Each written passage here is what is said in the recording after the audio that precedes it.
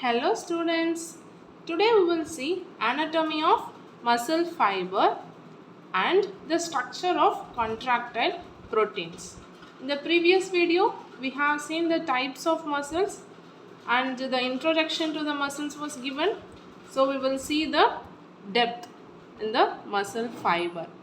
Okay, before entering to the concept, if you don't subscribe our channel, please subscribe for more videos. Okay, we will start. Coming from the fascicle. In last video itself, we have told that the fascicle, the major bundle comprises of fascicles. No, these fascicles have the muscle fibers, the muscle cells. Okay, this muscle cells is surrounded by sarcolemma. So the sarcolemma acts as the plasma membrane for the muscle fiber. Acts as plasma membrane. Okay, acts as plasma membrane for muscle fiber. Okay, clear? Next, this sarcolemma surrounds the sarcoplasm. This sarcoplasm only contains the myofibrils, that is the muscle fiber. This sarcoplasm contains the muscle fiber. The sarcoplasm contains the myofibrils. These myofibrils is of two types. What are they? Thick myofibrils and thin myofibrils. Thick myofibrils is also known as myosin. Okay, because they are thick rod-like structure. Thin myofibrils is also known as actin. Okay, so these are the two types of myofibrils. What are they? Myosin and actin. Okay, this sarcolemma invaginate as T tubules. Okay, this sarcolemma, the structure of sarcolemma invaginates inwards into T tubules. Like so, if you take this as the sarcolemma, okay, take this as a sarcolemma, and they will invaginate like this into the sarcoplasm. So this sarcolemma is invaginate into the sarcoplasm, and this invagination is known as T tubules. Okay, and again this sarcoplasm contains sarcoplasmic reticulum. Like endoplasmic reticulum, we have sarcoplasmic reticulum. This sarcoplasmic reticulum is also known as storehouse of calcium. See here, storehouse of calcium, because they stores calcium. Okay, and in the sliding filament theory we will see why this calcium is required. Okay, next we will move on to the bands in the myofibrils. Now this is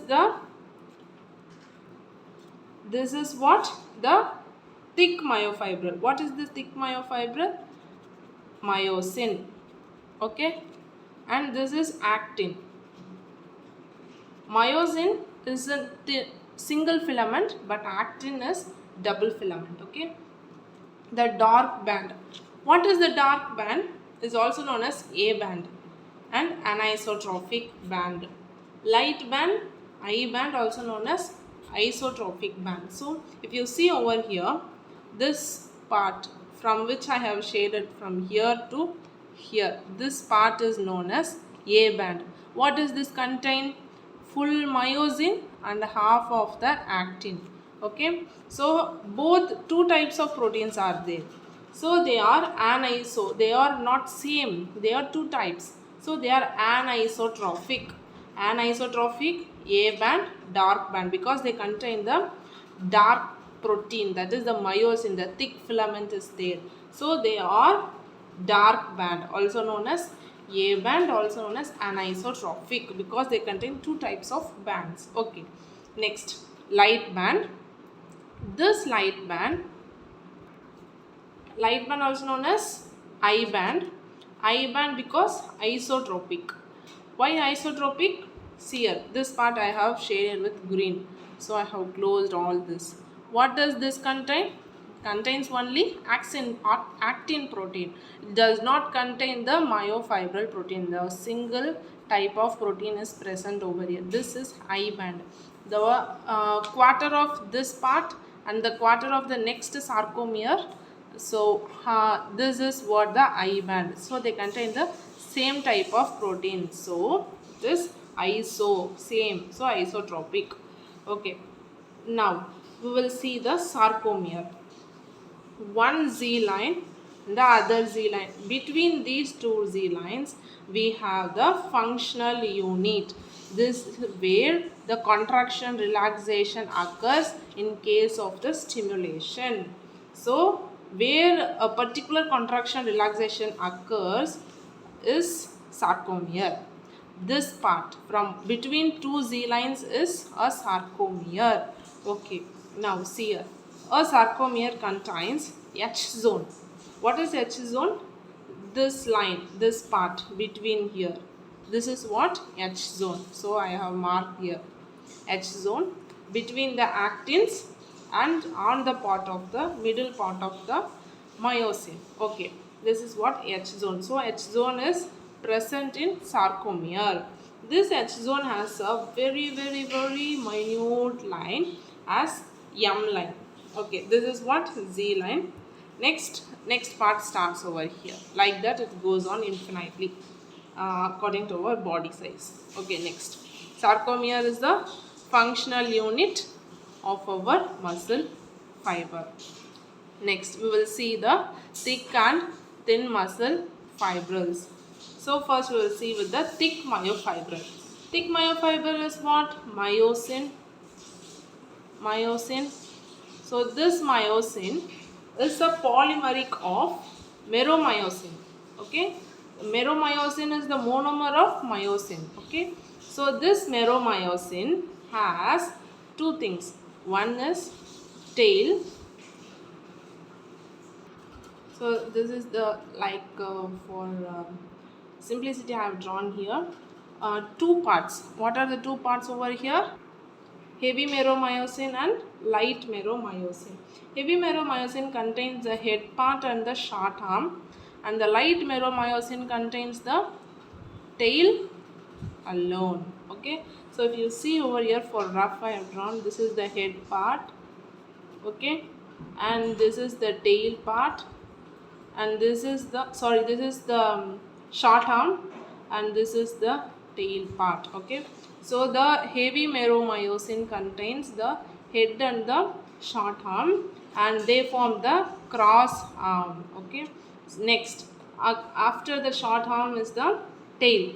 Okay, so this heavy meromyosin forms the cross bridge. They come out of the polymerized meromyosin. Okay, next. So they have ATPase enzyme. Okay, ATPase enzyme.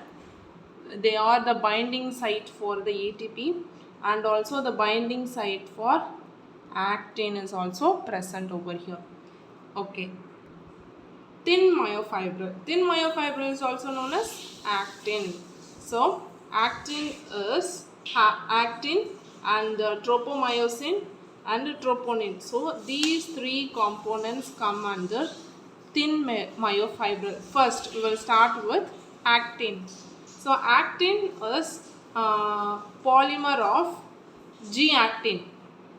So G-actin is this globular actins. Okay, this is the globular actin, G-actin. This particular globular actin join together form the F-actin. So two F-actin wound like this they go. So every globular actin join together to form F-actin.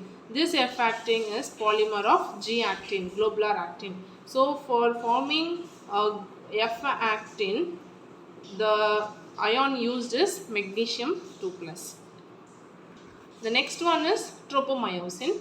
So tropomyosin runs along the actin. Okay, the tropomyosin runs along the actin throughout the muscle fiber.